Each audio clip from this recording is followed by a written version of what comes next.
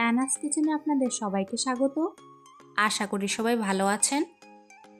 আজকে আমি বানাবো পুষ্টিকর ও সেরা স্বাদের সাবু মাখা।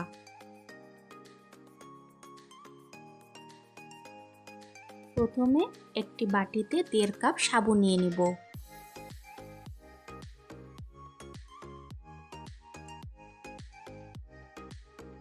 জল দিয়ে ভালো করে ধুয়ে নেব।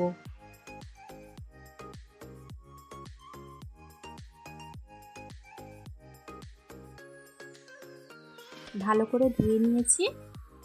এবার জল দিয়ে ভিজিয়ে রাখবো 2-3 ঘন্টার জন্য।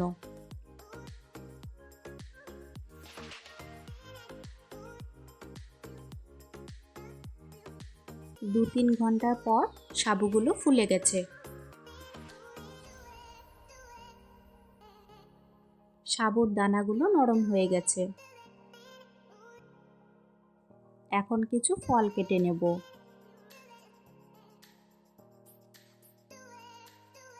প্রথমে আমি আমের ভিতরের পাল্পটা বের করে নেব।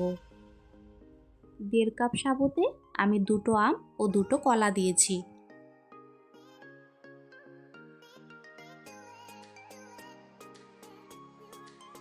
আমের পাল্পটা বের করে সাবুদানার মধ্যে দিয়ে দিব।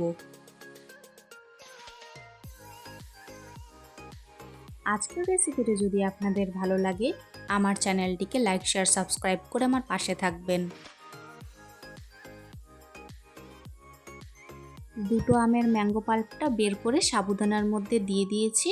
এখন আমি 2টো কলা দিয়ে দিচ্ছি।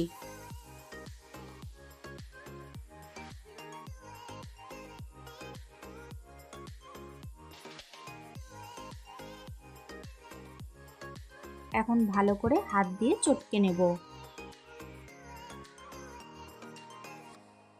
এই সাবু মাখা হাতে মাখলে বেশি স্বাদ হয়।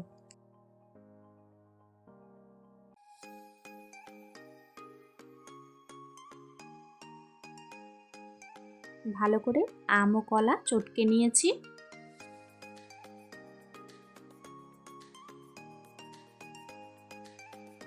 এখন স্বাদ মতো চিনি দিয়ে দিব। আমি এখানে 1/2 কাপ মতন চিনি দিয়েছি। কাজু বাদাম ও কাঠবাদামকে আমি আগে থেকে গুঁড়ো করে রেখেছিলাম, সেটি এখন এর মধ্যে দিয়ে দিলাম।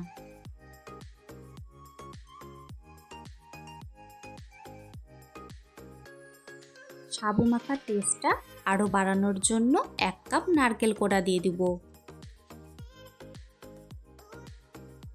আর দিয়ে দিলাম কিছু কিশমিশ। কিশমিশগুলো 1/2 কাপ দুধের মধ্যে আমি আগে থেকে ভিজিয়ে রেখেছিলাম।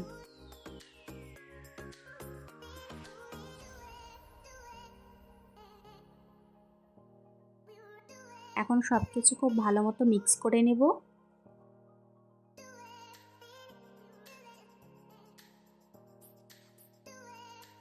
ভালো করে মিক্স করে নিয়ে পরিমাণ মতো দুধ দিয়ে দিব।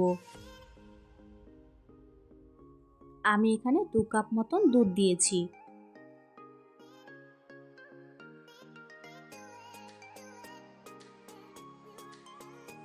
সাবু মাখা তো অনেকভাবে খাওয়া যায়, একবার আমার রেসিপিটি ফলো করে এইভাবে বানিয়ে খাবেন, আশা করি ভালো লাগবে। ভালো করে সব কিছু মিশিয়ে নিয়েছি। এখন 1 ঘন্টার জন্য ফ্রিজে রেখে দেব। সাবু মাখা ঠান্ডা খেতেই ভীষণ ভালো লাগে, সেই জন্য আমি ফ্রিজে রেখেছিলাম, আপনারা চাইলে নাও রাখতে পারেন। ঠান্ডা করে নিয়ে এখন সার্ভ করে নেব।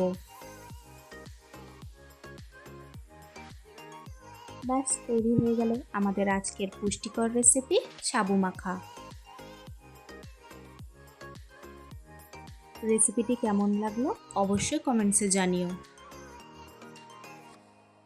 যে কোনো উপোসের দিনে বানিয়ে ফেলুন অমৃত স্বাদে সাবু মাখা। আজকের ভিডিও দেখার জন্য সবাইকে অনেক ধন্যবাদ। সবাই খুব ভালো থাকবেন।